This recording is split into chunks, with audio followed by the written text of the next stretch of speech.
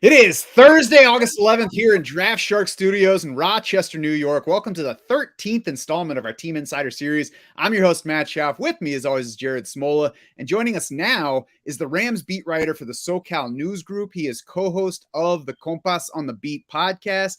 Follow him on Twitter at gmanzano24. He is Gilbert Manzano. Thanks very much for joining us today. No problem. And now I'm glad I came on the show because you pronounced my last name perfectly and you said compas perfectly. You got it all. Perfect intro. And thank you for pronouncing it properly. Hey, my pleasure. I actually was at a bilingual elementary school up until 7th grade. So they got me early and before I could get all Americanized. So it's been something I try to keep going. What's paying off right now? I love the skills, man. Gracias. So this is, of course, the first team that we've had a second insider on for, but I think it's a good one to double up on because there's a lot going on with the Rams, and it's an offense that gave us a lot of points both on the field and in fantasy last year. So there are some things that we want to make sure that we're sorting out. First off, do you know anything more about Matthew Stafford's right elbow than what we all know that's been public so far? Yeah, no, first of all, sorry about the switch. I know we're supposed to do a Chargers show, and then I went over to the Rams. So thank you for doubling up on the Rams. And yeah, planning to talk about, especially for me being new on the job for 2.5 weeks or maybe 3 weeks, and a whole lot about Matthew Stafford's elbow, what kind of pain it is. We feel like we're supposed to be like doctors, and hey, what's going on with the elbow here? This story just took a weird turn. Maybe I should just start off by saying this. Matthew Stafford looks fine to me. Again, not a doctor, but I've seen quarterbacks play. You guys have too. He looks fine. He looks great. Like he looks like Matthew Stafford. But it was just a weird kind of saga and layers to the story where it could have been a non-story. Veteran quarterback, 14 years in the NFL, 34 years old, coming off a long Super Bowl season, takes a couple of days off. That would have been it. But Sean McVay kind of, took it a step further. It started off with the rap sheet report with the bad tendonitis, and we started thinking like, hey, we actually never got a name for his injury, and we started digging deeper with Sean McVay, and then he started saying, you know what, actually, I don't even know what to tell you guys because I don't even know what we're dealing with here. This is abnormal. I've never dealt with it as a head coach. This is only an injury for baseball players or pitchers, and that just made it become a crazier story, more headlines, and Matthew Stafford was pretty annoyed about the questions. The first 7 questions he got in his presser were about the elbow, and he was agitated every single time. Irritated about talking about the irritated elbow. So that made headlines on its own. But again, like I started, and the thing that stood out was there was a 2-week plan in place to limit his workload, no more team drills, and to end training camp. Matthew Stafford was, he kind of said, forget that plan, throw me in team drills. He's throwing passes to Allen Robinson, Cooper Kupp, Tyler Higbee. So I guess maybe 2 weeks or 1 week and a half was enough. But if you're trying to draft Stafford, I think you should be okay for now.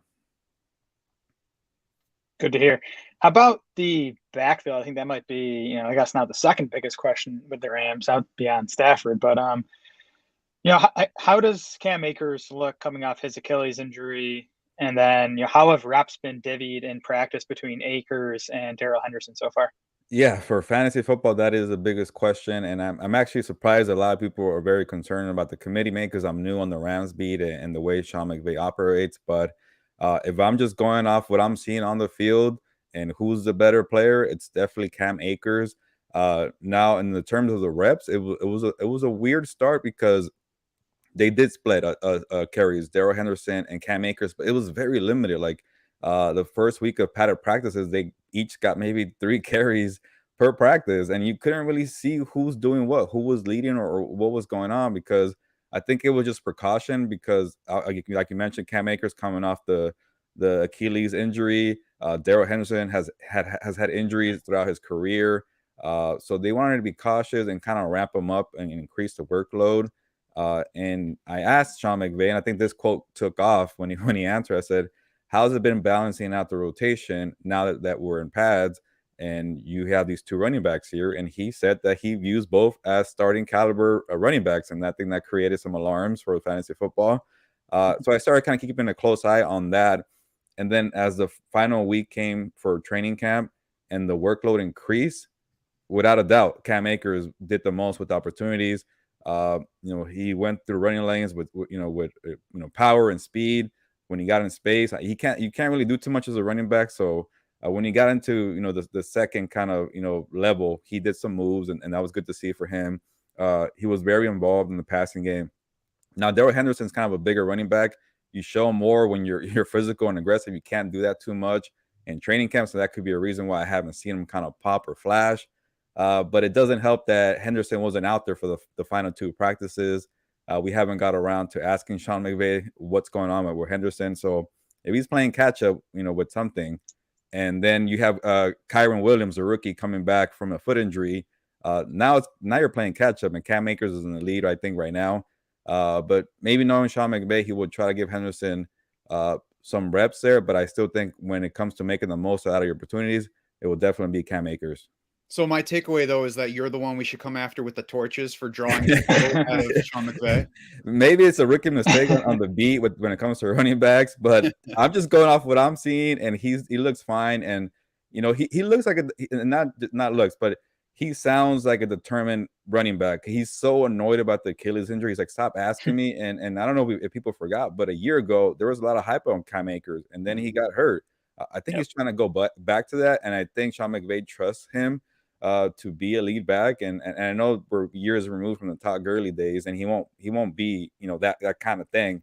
Yeah. But I think he has Sean McVay's trust. And the other day, one thing that stood out to me, I wrote this in my story in the Orange County Register, when he was pressed about the contract, this became a kind of a backstory. But he ripped the offense for sloppy play, and he didn't just say for one day. It was like, hey, we got to get better because this training camp was very sloppy for the offense.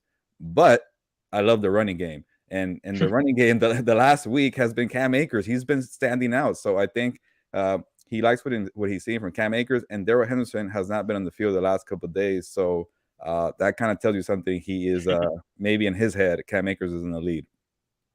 I think I might be back in on Cam Akers now. I've been vacillating all offseason, in and out on Cam Akers. Do we know, is he going to play in the first preseason game, Akers? I doubt it. It's going to be a lot of Jake Funk, the second year running back, because Kyron's still not ready to go. Henderson, again, we don't know just yet what's going on with him. And I'm pretty sure you won't see Cam Akers. So that leads to Jake Funk, who has gotten a couple of shout outs from Sean McVay. So he might be kind of a preseason darling for this year. There you go. Preseason DFS, Jake Funk. Yeah. If you're that crazy to draft him for preseason, I go ahead and do that. Some folks do. Wow, I didn't even know it was a thing. Okay, now I know. So the wide receiver core, I think it's pretty obvious. Cooper Kupp, Allen Robinson, the top 2 guys. Van Jefferson will be the 3rd guy when he's recovered from the knee surgery. If he's not ready for the start of the season, who do you think will step into Jefferson's spot? Yeah, one of my rookie mistakes as a beat reporter on the Rams was thinking that there's a competition for wide receiver 3. It was definitely Van Jefferson. The coaches, the team love him. I kind of was thinking maybe it'd be competition because of the 2nd round pick on Tutu Atwell. Like, you got to give this guy a crack or a chance eventually, but it was not that. So yeah, I saw Van Jefferson walking around the last couple of days of practice. Maybe he's getting close, and maybe Sean McVay was right when he said it's a minor surgery. I always find that funny when I say minor surgery, and maybe he'll be back soon. I don't know, but if he's not, I'm gonna go and take a chance on Tutu Atwell because he's been impressive, and I felt like he was maybe a little bit in the doghouse with Sean McVay because out of nowhere, when Van Jefferson got hurt, they started designing plays for his skill set. I'm like, why didn't you do that before? I guess they didn't feel the need to do that with him because you have Allen Robinson, Cooper Kupp, Tyler Higbee, Van Jefferson. But now with opportunities created, they emphasize that stretch the field speed kind of thing, and he made the most of his opportunities. I know a lot of the deep bombs didn't come from Stafford because he's been having the reduced workload. But John Wolford and Bryce Perkins, I think it says something where they're throwing up prayers and they're trusting enough that Tutu was going to come down with it. And the thing that's impressed me the most with Tutu is he's getting down the field. They're creating time for him to get down the field. But when those jump balls are going, and he's like, they say 5'9", I think he's more like 5'7", and he's coming down with it, and he's fighting for balls, and he's showing toughness, and he's jumping over 2 DBs. That shows me a lot. Okay, now you have reliable hands. You're tough. You're going to make it work with the speed. You can't just be a stretch the field guy, run down the field. get a couple steps, and then when the ball or maybe it's underthrown or something happens, you can't do anything with it. So that to me was a big step. And I spoke to Bryce Perkins because he's going to be the starting quarterback for the preseason opener Saturday night. He was raving about Tutu. He loves Tutu, and he's the one just saying, "F it, Tutu's down there," and he loves to do that. But again, Sean McVay, he likes to take his time with the unproven guys, and he said, "Yeah, it's cool, it's nice. I like what Tutu's doing, but show me something." So Tutu will play in the preseason, and if he's doing something in these games, then maybe take a chance on him for the regular season. Mm-hmm. I know you've said that you're still new to this beat, so you haven't. This is your first camp watching how everybody works on offense. But does it look like there has been any change to Tyler Higbee's role versus what he was last season, or is there anybody that might threaten him for playing time at tight end? Yeah, that is something I kept a close eye on because there was a lot of talk about what Kendall Blanton and Bryson Hopkins did when he was hurt in the playoff games, and they all tell me about this urban legend. It sounds like, I know it just happened in February, about what Bryson Hopkins did to fill it in for Kendall Blanton and Tyler Higbee, and it sounds like Hopkins is the more of the pass catching tight end, and Kendall Blanton is an inline tight end, the blocking. So I got that figured out. But they're trying to incorporate and get them involved more because they are showing more of a full skill set. Kendall's been working on the passing game. Bryson's been working on the blocking. And they're very intriguing, promising prospects for the Rams. But the tough thing is, like, they play a lot of 11 personnel, Allen Robinson, Cooper Kupp, like I mentioned the names. And Higbee already has a trust of the coaching staff. And so I wanted to see if Higbee is maybe in danger of losing any snaps and trying to get these guys involved. And I don't think that's the case. Higbee looks like Higbee. He's been doing well. I think it was a couple of years ago he had that kind of breakout season, I think, with Jared Goff. He's become not a reliable target for Matthew Stafford. They were on the same page quickly, and anytime I was trying to keep track of whenever the first team guys were out there and Tyler Higbee was not, he was always on the field. So Higbee is a starter, but I did speak to the tight ends coach, Thomas Brown. I'm like, are you guys going to try to get these guys involved? He said, yeah, Higbee's a veteran. He'll get a breather. They'll get spots there, and they're going to try to play more 12, 13 personnel to get them involved. So I still think it's Tyler Higbee's show. Stafford likes him. He is proven. He's a veteran. But there's these two guys who are very intriguing, and especially with the Van Jefferson injury, maybe it makes him a little more tight end. So I wouldn't kind of, get the stock just yet on the young tight ends, but definitely it's been Higbee's show. And as you guys know, it's tough to get tight ends in fantasy football. So you want Higbee, I think he's okay for now. Yeah, I think it's especially notable that you haven't seen his reps fall off coming off that knee injury. So if anything, there would be reason to ease up on him a little bit in these practices, but it doesn't sound like that's been the case. Yeah, no, the injury, I honestly forgot that he was coming off an injury. Like, you keep track on Akers and other players coming off injury, and Higbee has not lost a step. And with Stafford missing these team drills, Stafford comes back for that one practice, and he's immediately throwing to Higbee. So there's a connection there. There's chemistry. He's diving for plays. So far the injury looks fine. I guess there's no injury to kind of notice at this point. How about Jacob Harris? Any flashes from him? He was an intriguing fantasy guy because he's an athlete. Are they using him at wide receiver too, in addition to tight end? What kind of role is he playing? He is somebody I've been learning a lot about. Going from tight end to wide receiver, because of the guys I mentioned. There's a logjam at tight end, and they want to use his skill set. He's a big body, and I think he has skills as a wide receiver. But the thing with Jacob Harris, though, is when opportunities came with Van Jefferson being down, it was Tutu, Ben Skoranek, and then Jacob Harris. But then he went down with a groin injury. So he hasn't practiced in about a week and a half, and he hasn't really shown much. At least when I'm looking out there, I see the size, the potential, being a raw prospect, but he didn't get enough reps for me to kind of make a decision on how he's looking. So they are intrigued. They want to find a spot for him, but he's playing catch up, and there's so many other wide receivers already ahead of him that I don't know how that project is going to turn out for this year, at least. How about the Rams offensive line? They lost a couple of starters from last year, Andrew Whitworth, Austin Corbett. How's that unit shaking out so far? Is there any level of concern for how they're going to fare without those two starters? Yeah, it's always tough to kind of figure out who's doing well at the line of scrimmage, because you can't sack quarterbacks or touch them, and same for edge rushers or D linemen and offensive linemen. But it's been pretty sturdy. I think so. I think there's been enough time for, obviously you could tell when there's a guy in the vicinity, so you kind of like count that one. Okay, that's a sack. But I think Stafford's had time, and it's been the for sure a 5 unit. There was supposed to be a battle at right guard, but Coleman Shelton has taken that job. I think McVay just trusts him for the experience, and he's also versatile. He knows how to play center too. So Joe Noteboom taking over at left tackle for Andrew Whitworth.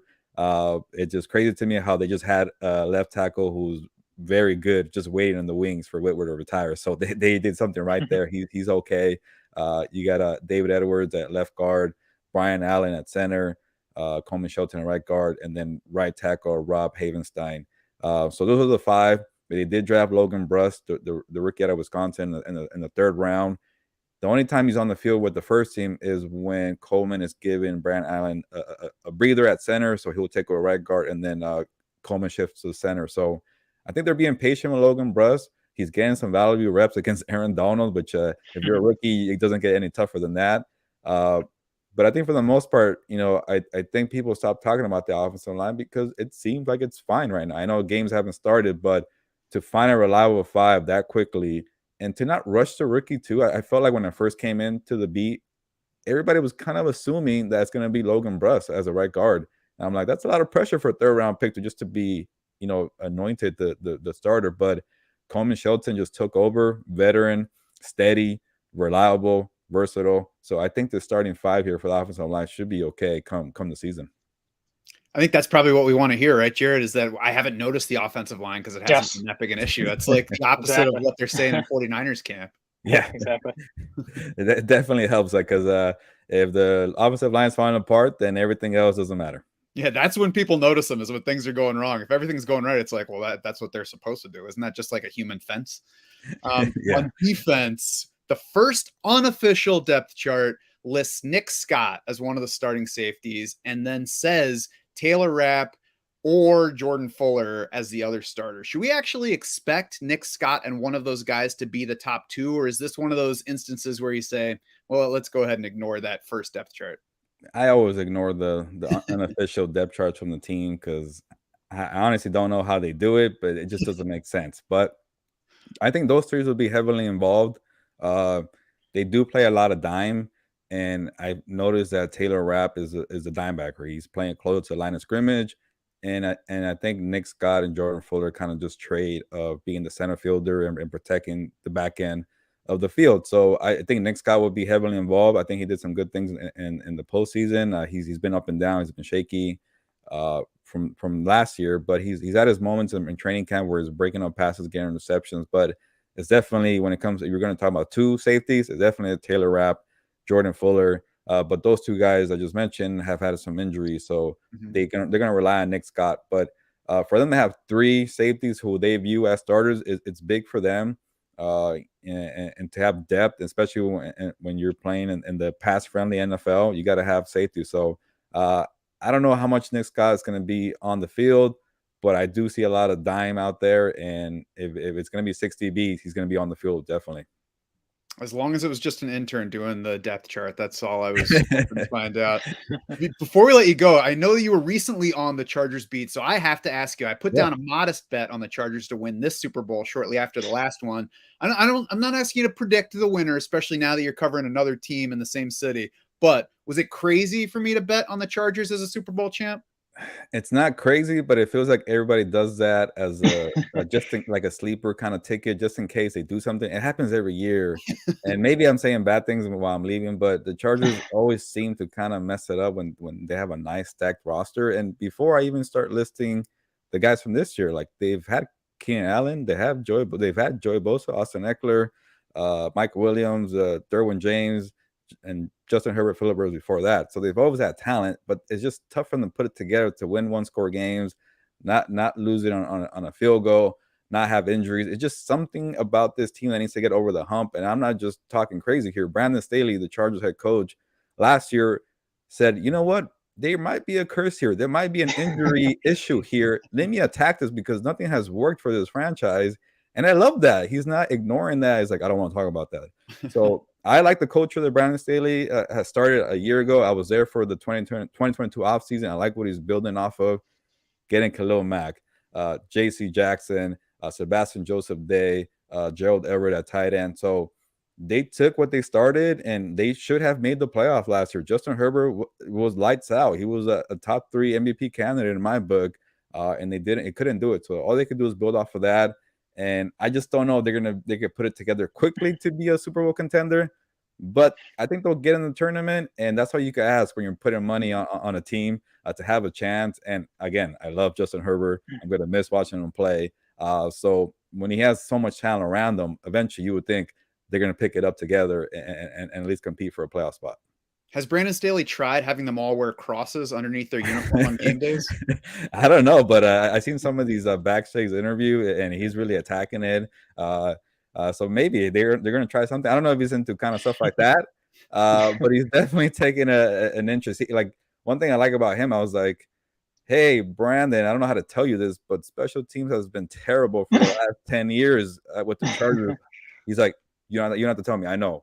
And I'm trying to fix it here. So he's anything that's before his tenure that's been terrible, like injuries, 1-score losses, special teams, he's attacking that. So that's good to see. I know Brandon Staley takes a lot of slack for the 4th downs. I love the 4th downs. I love going for it. You have Justin freaking Herbert, just go for it. But the old school kind of people do not like that. He's kind of shaking up the NFL world. But hopefully they do well. They are stacked. That was definitely by far the most stacked team. From covering the Chargers in the last 4 years, they have everything ready. Besides right tackle, I'm going to keep saying that right tackle has been an issue for them. When it's Trey Pipkins and Storm Norton as your 2 options, it's not good. And last year it came down to one game, and Max Crosby ate up the right tackle. So if it comes out to one game, hopefully those 2 guys figure it out.